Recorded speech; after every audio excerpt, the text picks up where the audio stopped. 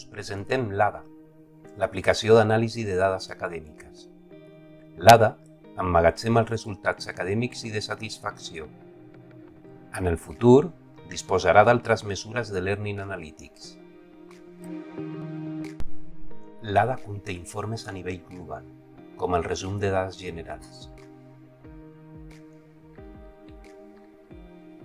i el resum de dades demogràfiques.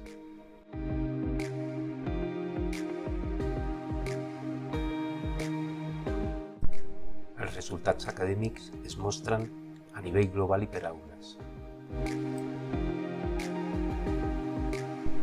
El conjunt de blocs que es coordina es pot veure a la secció de blocs. A dins hi trobarem informació diversa. L'ADA proporciona un conjunt d'informes gràfics, com aquest d'evolució. L'informe d'avaluació és una taula dinàmica que conté els indicadors de cada element avaluat.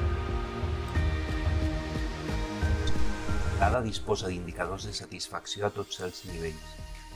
L'informe de satisfacció agrupa les preguntes en factors.